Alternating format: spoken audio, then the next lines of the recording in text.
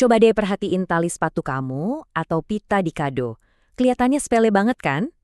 Tapi hari ini kita bakal ngelihat sisi lain dari hal yang biasa banget kita temuin itu. Selamat datang di penjelajahan dunia simpul, di mana ikatan sederhana ternyata bisa jadi sebuah karya seni loh. Oke, kita mulai dengan teka-teki kecil ya.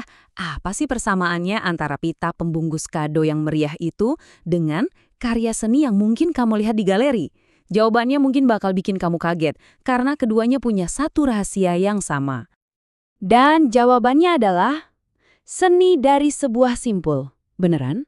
Kegiatan yang kelihatannya biasa banget ini ternyata jadi fondasi dari karya-karya seni yang keren banget loh. Mulai dari hiasan dinding bohemian sampai gelang persahabatan yang warna-warni. Nah, sama kayak seni lainnya, seni mengikat ini juga punya bahasanya sendiri.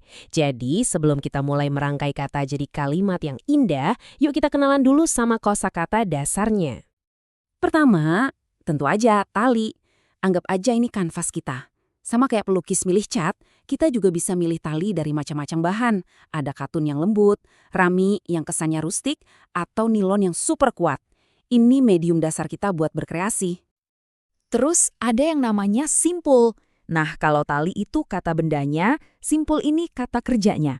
Ini aksinya, teknik yang kita pakai buat mengubah seutas tali jadi sesuatu yang baru dan penuh arti. Dan yang terakhir, ada ikatan.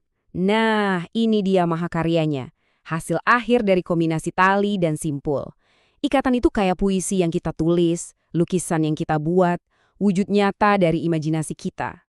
Jadi, gampangnya gini, simpul itu prosesnya, ikatan itu hasilnya. Simpel kan? Oke, sekarang kita udah ngerti bahasanya nih. Ayo kita mulai ngobrol. Nah, yang kerennya, kamu nggak perlu jadi ahli yang hafal ratusan jenis simpul loh. Cukup dengan 3 simpul dasar ini aja, kamu udah punya fondasi buat ngebangun hampir semua hal yang bisa kamu bayangin. Simpul pertama kita namanya simpul kepala atau lark's head knot. Anggap aja ini kayak gerbang awal proyek kamu. Cara kita menggantungkan kanvas sebelum mulai melukis pakai tali. Bikinnya gampang banget. Cukup lipat tali jadi 2, lingkarkan di penyangganya, terus masukin kedua ujungnya ke dalam lingkaran tadi, dan tarik. Udah deh, simple dan kuat. Terus, gunanya apa sih? Wah, ini fondasi utama dalam makrame. Simpul inilah yang nahan seluruh karya kamu biar tetap di tempatnya. Kuat, rapi, dan cara paling pas buat pemula untuk mulai. Selanjutnya ada simpul yang aku yakin kita semua pernah bikin tanpa sadar. Simpul tunggal atau overhand knot.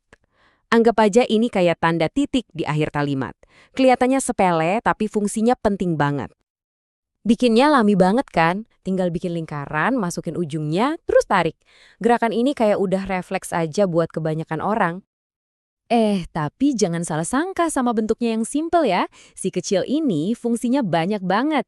Bisa jadi kunci biar tali nggak berantakan, bisa jadi hiasan kayak manik-manik, atau jadi jangkar di ujung rangkaian simpul yang lebih rumit. Nah, kalau simpul tunggal tadi itu pahlawan kita sehari-hari, simpul ganda atau double knot ini versi superhero-nya. Dia muncul pas kita butuh kekuatan dan keamanan ekstra. Bikinnya hampir sama kayak simpul tunggal. Tapi, ada satu tambahan penting. Setelah bikin lingkaran, kita lilitin ujungnya 2 kali, bukan cuma sekali. Cuma sentuhan kecil ini, tapi efeknya ke kekuatan simpulnya besar banget. Jadi, kapan nih kita manggil si superhero ini? Misalnya pas mau nyambung 2 tali biar nggak lepas, pas kerja pakai bahan yang licin kayak satin, atau pas kita butuh ikatan yang bener-bener nggak bakal kendor. Ini simpul andalan buat keamanan. Oke, kosakata dasar udah kita kuasain nih. Sekarang bagian paling serunya. Kita bakal lihat gimana 3 kata sederhana ini bisa dirangkai jadi puisi yang indah banget. Coba deh lihat dunia makrame. Percaya nggak? Hiasan dinding yang rumit ini atau gantungan pot yang elegan itu, bahkan tas yang modis, semuanya itu kombinasi dari 3 simpul dasar yang barusan kita pelajarin. Luar biasa kan? Dan kreativitasnya nggak berhenti sampai di situ aja loh. Gelang persahabatan yang mungkin kita bikin waktu kecil, gantungan kunci yang unik, bahkan pola-pola ajaib di kaos tie-dye.